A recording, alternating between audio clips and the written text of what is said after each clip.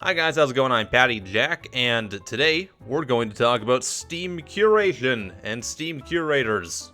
Because there's, of course, stupid stuff going on with it. And since Valve is going to be updating the Curator system very soon, well, it's probably good that people know about this right away so that they can take care of it, or knowing Valve, they'll probably just ignore everything. But, you know, I guess I'm gonna do my best to help anyways. So what you're seeing on your screen right now is a bunch of Curator reviews for a game called Dead Inside by, wait for it, BC Interactive.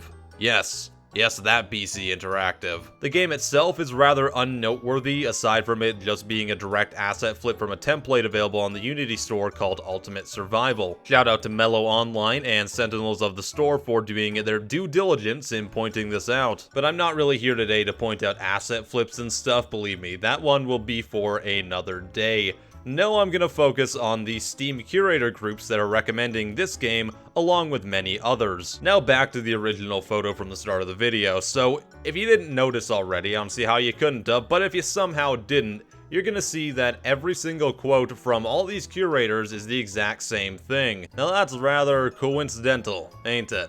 I wonder why that could possibly be. Well, your dear old Uncle IAmPattyJack is going to tell you why, because it's rather obvious. In fact, I'm surprised that more people aren't talking about this already, because it's so goddamn obvious. So do you happen to remember back when Greenlight was still a thing in the good old days, and you had groups like YOLO Army that would go around to every submission on Greenlight and offer to vote boost them so they got through and ended up on Steam?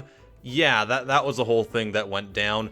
Well, it seems like people that were possibly involved in that group, or people who saw the group and was like, oh, that's a good idea, I could probably do something similar, have moved over to Steam Curators now that Greenlight is gone. And since they can no longer make money by boosting votes and more or less extorting people in some scenarios, they've now decided that they're going to sell their positive reviews on these Curator pages, some of which have thousands of followers. And it only took me a few minutes of digging to confirm that the majority of these groups are in fact just copying and pasting the exact same Curator reviews. So I went over to one of the bigger ones. This is by no means the largest one, but it's the first one I found, called Snara Review. Snara, Snorlax, I don't really care. Now, groups like this get so popular because they do a variety of different game giveaways and raffles. You can see on their page, on the image right here, that they have a $250 giveaway that actually takes you to another Steam group, so all these users join, like, possibly even hundreds of them, so that they can get free games. They also encourage things like leaving positive reviews on games that they do giveaways for, etc. So through all these giveaways, these groups have amassed a huge amount of followers, and that can be very enticing for any indie developers or people doing some pretty shady stuff to utilize those groups and those people in order to get their games upvoted via reviews, or now we're seeing it through curators. And this is where money gets involved, or should I say virtual currency, and you're gonna love this one. We're going back to Counter-Strike crates, aren't you excited? So I went and took a look at one of the owners of that Snara group, Harahan S, and I found some very interesting things. So right on his profile, you can see this handy dandy little promotional service box. You can either comment on his profile, or you can email him and ask him to, quote, please add me to promote/review my game. He then goes on to describe his curation page, how many followers it has, and how it can benefit anyone who takes him up on his offer. If you click on the price list link for his services, it'll take you to yet another Steam group.